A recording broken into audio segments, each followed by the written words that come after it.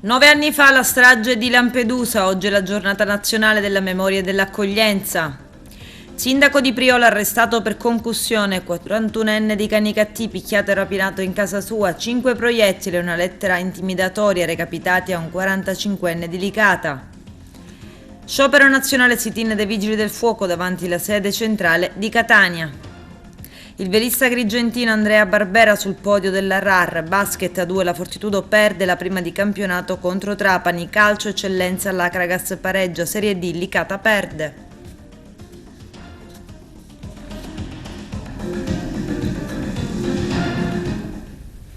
Bentrovati gentili telespettatori al nostro appuntamento con l'informazione. In apertura parliamo di immigrazione. 9 anni fa la strage di Lampedusa che provocò la morte di 368 persone. Da quel tragico naufragio circa 25.000 esseri umani hanno perso la vita mentre attraversavano il Mediterraneo per fuggire da guerra e miseria. Oggi è la giornata nazionale della memoria e dell'accoglienza. Il nostro direttore Arturo Cantella.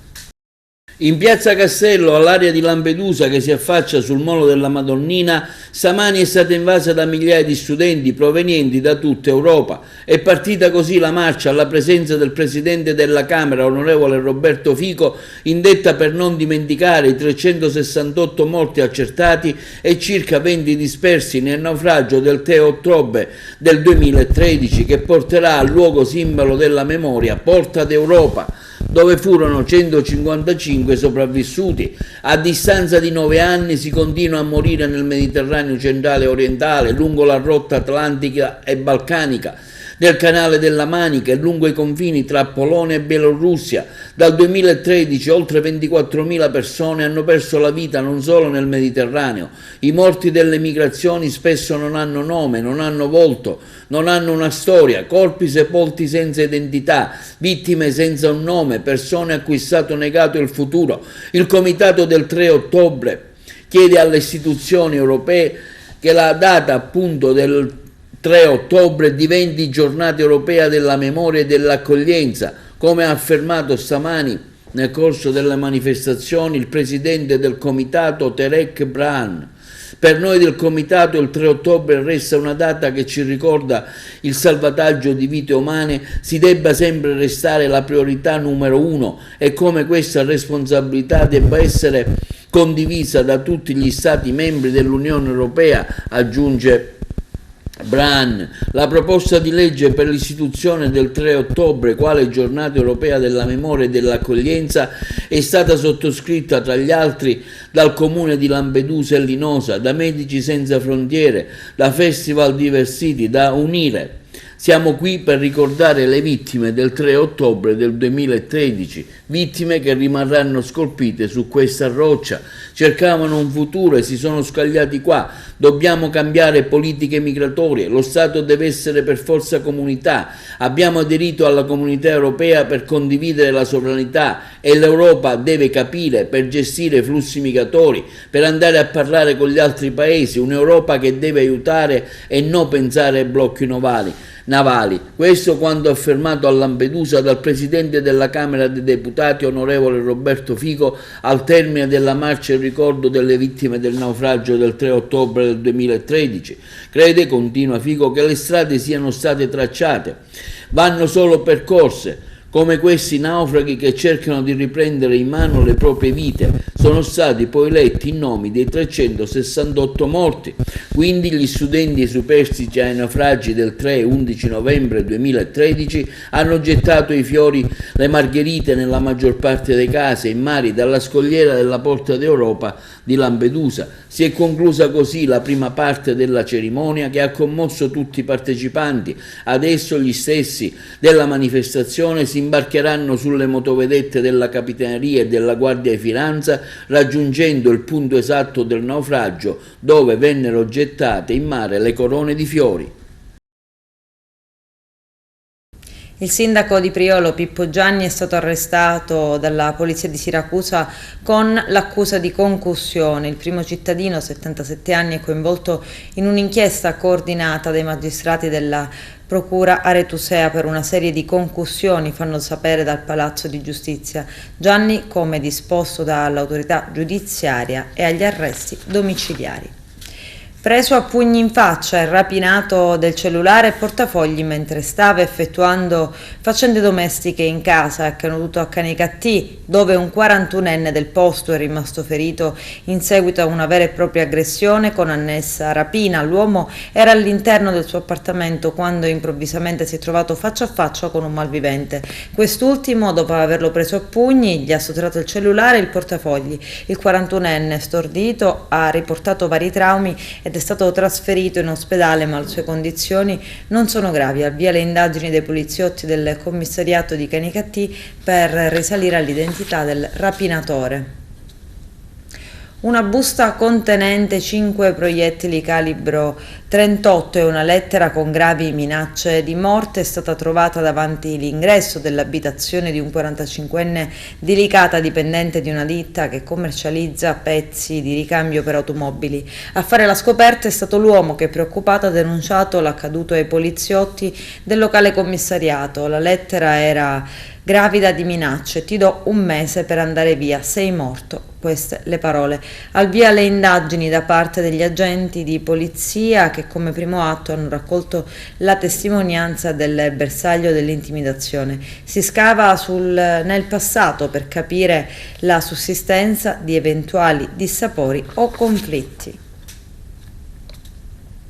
Sciopero nazionale e sit-in dei Vigili del Fuoco davanti la sede centrale di Catania. C'è il servizio.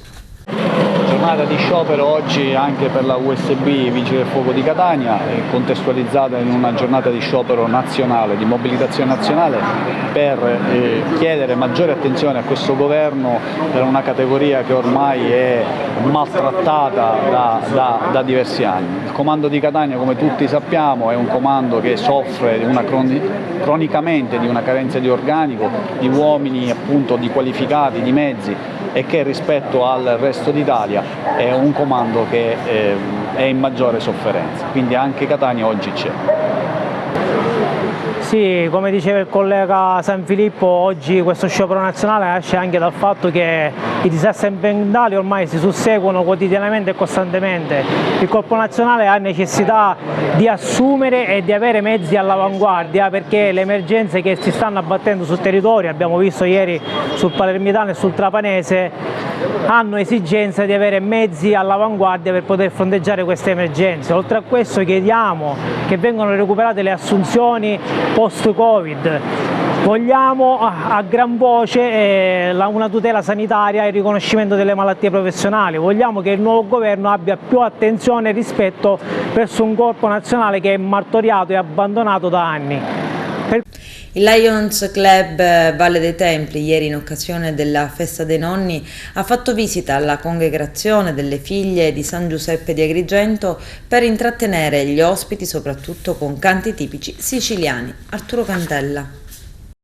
Il Lions Club Agrigento Valle dei Templi, presieduto dal professore Francesco Pira e coadiuvato dai soci del club nell'ambito delle attività di service a sostegno delle persone fragili e dell'impegno sociale in occasione della festa dei nonni, ha trascorso con i propri soci momenti di gioia e armonia insieme agli ospiti delle congregazioni delle figlie di San Giuseppe di Agrigento, tra i giovani musicisti, studenti delle superiori Salvatore, Mattaliano, Guzzo e Callari, a intrattenere le nonnine ospiti con canti tipici siciliani. Francesco Pira, presidente, ha ricordato che gli anziani rappresentano una risorsa per tutti noi, portatori di saggezza, come detto dal Presidente della Repubblica Mattarella. Grazie a loro possiamo esercitare i nostri diritti e siamo liberi. Presente all'iniziativa anche la Presidente della Zona 26 del Lions Club International Mariella Antinoro. Il Presidente Pira ha ringraziato anche Superiora Suor Modestina e le sue collaboratrici per la splendida ospitalità offerta. Oggi abbiamo voluto celebrare la festa dei nonni in un luogo splendido, nella casa di riposo della congregazione delle figlie di San Giuseppe. Abbiamo voluto in qualche modo onorare quello che ha detto nelle ultime ore il nostro Presidente della Repubblica Sergio Mattarella. Le persone anziane hanno rappresentato non soltanto il nostro passato, ma hanno costruito per noi un mondo migliore. Noi abbiamo voluto farlo unendo le generazioni, perché a suonare le canzoni tipiche siciliane sono state 3 ragazzi molto giovani che hanno avuto la gioia di dividere e condividere con noi quella che è la loro passione. Quindi è stata una mattinata di allegria, una mattinata insieme a delle persone che rappresentano, come ci dicevano gli indiani, la saggezza. Noi dobbiamo avere rispetto per gli anziani perché sono per noi una forza importante, sono una forza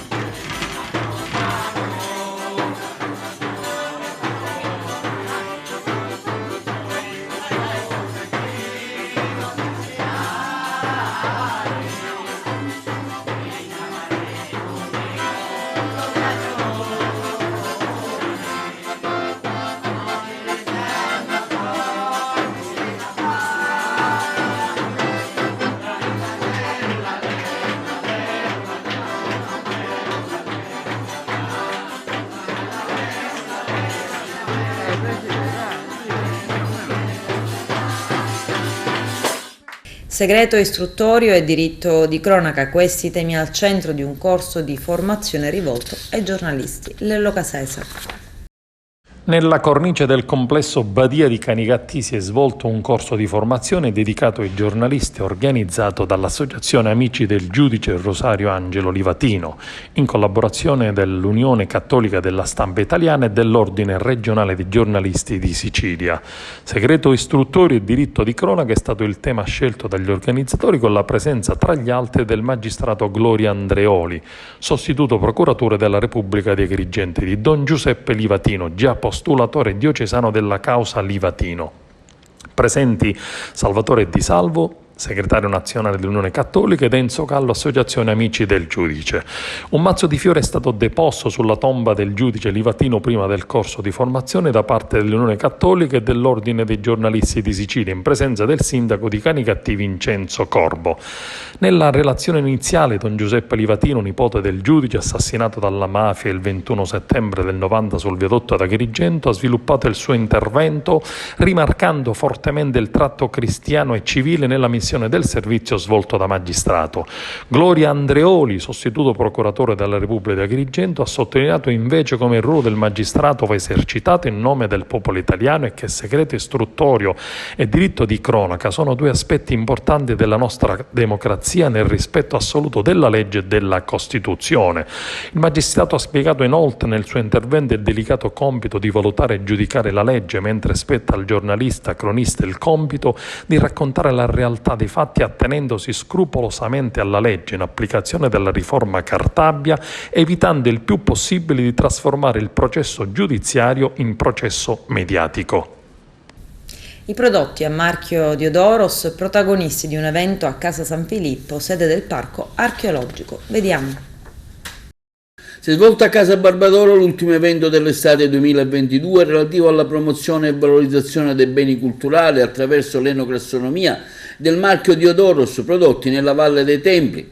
Diversi temi, dal pesce allo champagne, guida qualificata di tecnici ed esperti che hanno guidato in un viaggio emozionale alla scoperta delle filiere e delle tradizioni degli artigiani contadini. La serata ha visto qualificati ospiti, tra cui il comandante dei Carabinieri, il cappellano dei Carabinieri, il presidente del consorzio universitario Mangiacavallo, che ha anche discusso del progetto Agrigento Capitale della Cultura 2022, presente anche tra gli altri il concessionario Diodoros Fabio Culotta, tour operator Agrigentini, l'azienda di Massimo Carlino per l'olio del Valparadiso, l'operatore Salvatore Mongiovi, Nino Frenda, concessionario delle mandorle e pistacchi. La serata è stata anche allietata dall'accompagnamento musicale del trio Scirocco.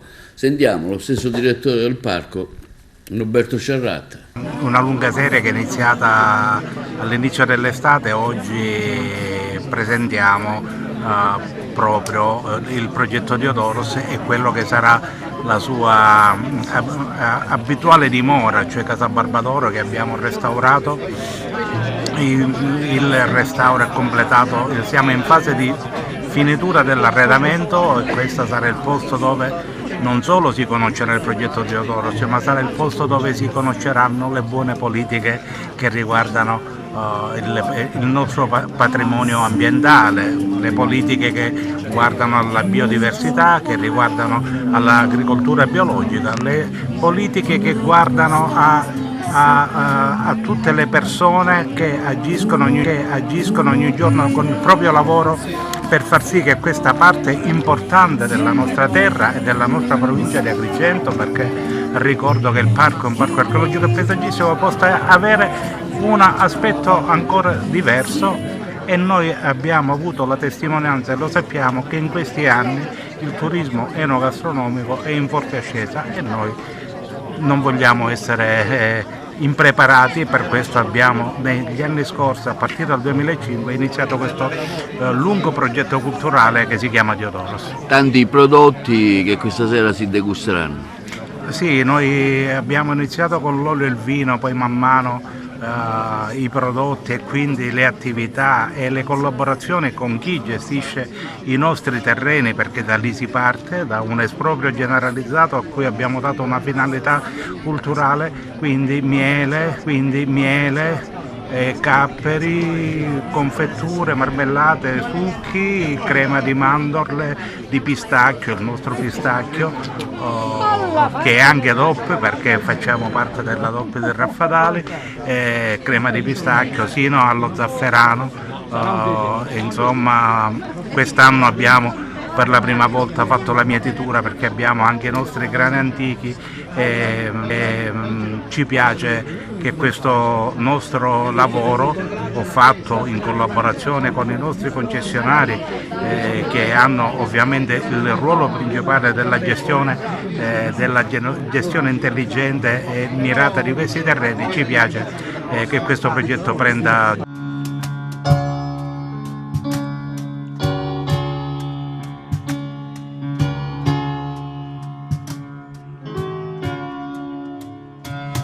Man mano che passano i giorni, sta frevi mi trasi nell'ossa, con tutto che fora c'è guerra, mi sento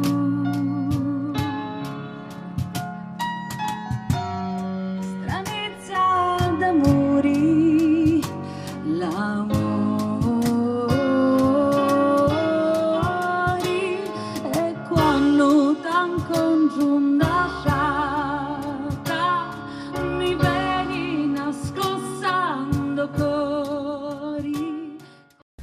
Festa in Vespa a Favara, la terza edizione del raduno per celebrare la mitica Due Ruote. Giuseppe Moscato.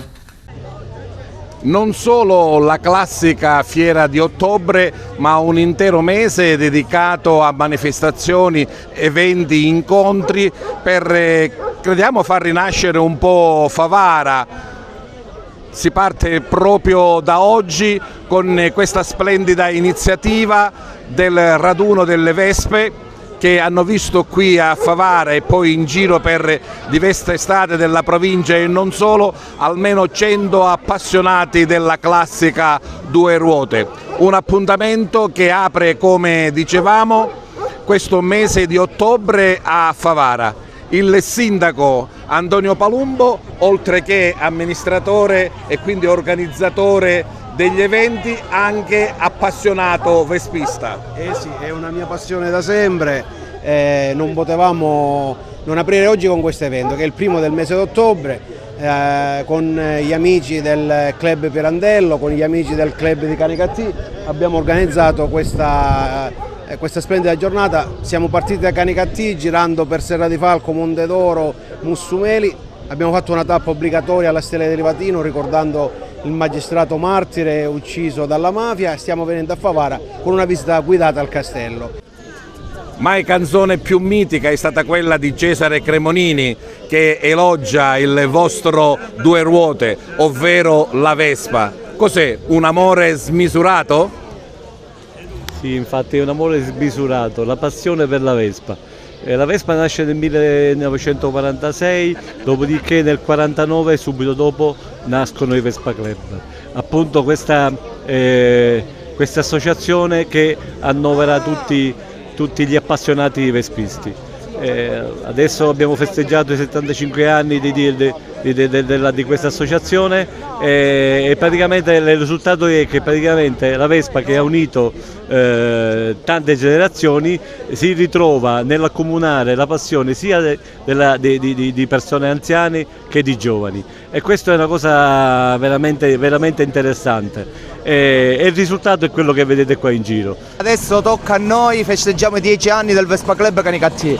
È stata veramente una giornata intensa, una giornata piena, una giornata dove abbiamo percorso le strade non solo dell'Agrigentino ma anche del Nisseno. Infatti la nostra tappa, partendo da Canicattì, abbiamo fatto Canicattì, Monte d'Oro, Serra di Falco, Bombenzieri, Mussomeli, abbiamo visitato il castello di Mussomeli, poi siamo scesi da Acquaviva Platani per arrivare alla stele del giudice Rosario Livatino e poi fermarci qui a Favara. In due parole, che vuol dire amare la Vespa?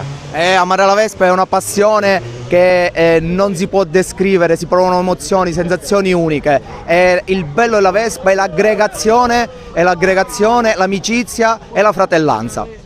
2 anni di pandemia, riprendiamo un'attività, quello del mondo del Vespa Club, che praticamente avevamo lasciato nel 2019 con l'ultimo raduno, e ripartiamo oggi, un bellissimo raduno che in collaborazione con il Vespa Club Canicattì ospitiamo più di 200 vespisti che vengono anche fuori dalla Sicilia, e più lontani vengono da Torino. Con oggi apriamo il calendario degli eventi del mese di ottobre.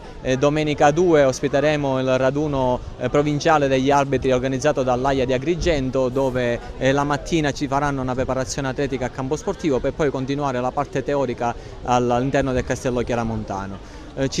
Continueremo ancora con diverse attività, la prima notte bianca organizzata in via Capitano Callea sabato 8 di ottobre, dove darà vita a quanti ne vogliono partecipare di divertirsi liberi, spensierati, lontani da questi 2 anni di pandemia.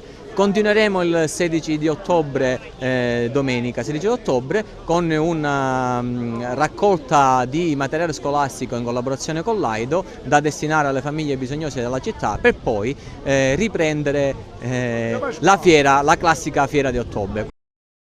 Come da tradizione, a Raffadali il primo weekend di ottobre è stato dedicato alla festa della Madonna del Rosario, anche detta Fiera del Rosario, poiché durante la festa si svolge un caratteristico mercato legato all'agricoltura e all'allevamento, avvenimento commerciale che richiama ogni anno centinaia di operatori da tutta la Sicilia. Vediamo.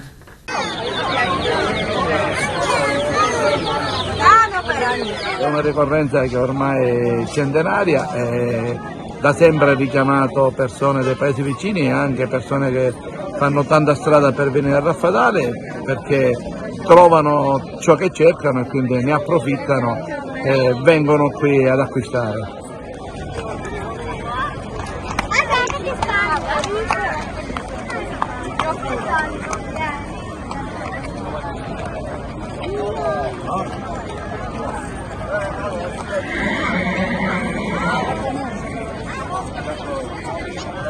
Questo è un segnale importante di ripresa delle attività commerciali, del mondo economico, che ha deciso di nuovo di rimettersi in discussione, di rimettersi in giro e di ricominciare ad investire e a lavorare.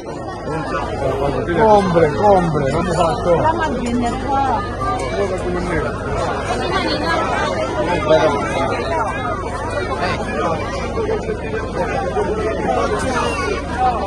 Recentemente la festa del pistacchio, abbiamo avuto una grande festa a Raffadali. Possiamo fare un bilancio del Fastuca Fest?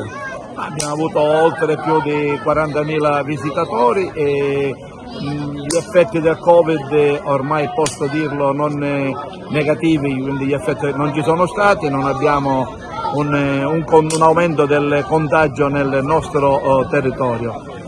Quindi anche questo è un segnale positivo, si vede che ormai il vaccino è riuscito a farci riprendere in una vita quasi normale e speriamo che le persone capiscano che il vaccino è importante per determinate patologie e conviene vaccinarsi. Il Sud che suona incanta anche Zafferana Etnea in occasione dell'Ottobrata, prossima tappa della formazione agrigentina a Racalmuto al Teatro Regina Margherita venerdì prossimo 7 ottobre. Il servizio di Lello Casesa. Dopo il successo di Pubblico a settembre nella Valle dei Templi di Agrigento davanti al Tempio di Giunone, lo spettacolo Il Sud che suona è stato presentato a Zafferana Etnea per la prima giornata dell'Ottobrata, manifestazione di promozione dei prodotti della terra che coinvolge l'area del catanese. Successo di pubblico per la formazione agrigentina data dall'idea di Giovanni Di Maida e Lello Casesa per uno spettacolo originale che promuove il Sud e l'area mediterranea in Italia ed all'estero. Un cast di musicisti ed artisti di maturata esperienza, diretti da Mimmo Pontillo con la voce di Cristina Mazzaccaro, interprete della cultura napoletana, e di Alexandra Di Maida. Il progetto Il Sud che suona nasce dalla fantasia di questi artisti che girano nel mondo da quasi mezzo secolo tra le piazze e le strade di quartieri del Meridione, tra serenate, pizziche e tarantelle, un repertorio di brani tradizionali napoletani, pugliesi e della Sicilia per raccontare come le tammorre, la pizzica e la tarantella possono fondersi creando un'atmosfera esplosiva con ritmi e melodie tipiche dell'area del Sud. Un percorso musicale voluto dall'Associazione 2000 presieduta da Lorenzo Di Blasi, che ha messo sul palcoscenico le diverse esperienze provenienti dalla musica popolare etnica e folclorica per parlare di Sud. Prossimo appuntamento è il 7 ottobre presso il Teatro Regina Margherita di Racalmuto, insieme ad altri importanti appuntamenti già in cantiere programmati nei prossimi mesi.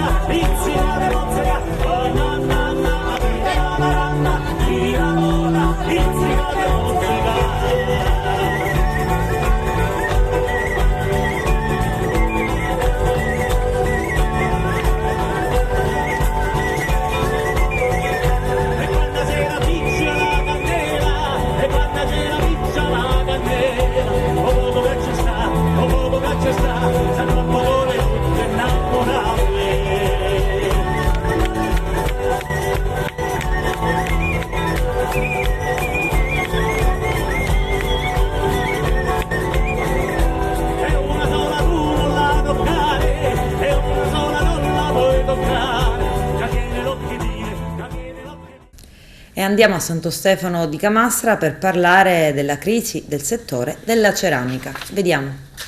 Da sempre la ceramica è stato il traino principale dell'economia stefanese, anche se nel corso degli anni questo comparto ha avuto una flessione che ha messo in difficoltà parecchie aziende. Di questa crisi a risentirne sono state anche le maestranze e tutto l'indotto che gira attorno a questa attività che per ovvi motivi ha subito dei cali notevoli. A peggiorare le cose in quest'ultimo periodo i notevoli aumenti di luce e gas che stanno mettendo a dura prova parecchie aziende in grosse difficoltà a sostenere questi costi. La situazione attuale presenta un outlook decisamente drammatico. Si parla infatti di una riduzione della produzione, portando così ripercussioni sull'occupazione e a una contrazione dell'economia locale. Servono risorse e soluzioni che consentono alle aziende di portare avanti la produzione piuttosto che ricorrere alla soluzione della chiusura. Almeno per il momento la situazione regge, anche se il quadro appare abbastanza complicato e la preoccupazione è palpabile. E dire che dopo il Covid il settore era ripartito bene, ottenendo risultati molto importanti sotto tutti i punti di vista, fino a quando l'aumento dei costi delle materie prime, in particolare quello del gas, essendo che si tratta di attività basate su una produzione fortemente energivora, ha fatto scattare l'allarme. Le aziende stanno continuando a produrre rimettendoci di tasca propria, dovendo smaltire gli ordini accumulati in precedenza. In molti pensavano che con il calo della domanda sarebbero scesi anche i costi energetici, poi con lo scoppio della guerra è arrivata la mazzata e attualmente si è tutti col fiato sospeso, in quanto superata la stagione estiva si guarda nell'immediato futuro, anche se appare difficile fare previsioni attendibili. Un fatto è certo, non si può andare avanti così ancora a lungo. Produrre per perdere soldi non ha senso. La ceramica italiana è già pesantemente attaccata dalla concorrenza spagnola e turca. Se si ferma adesso rischia di non riprendersi più.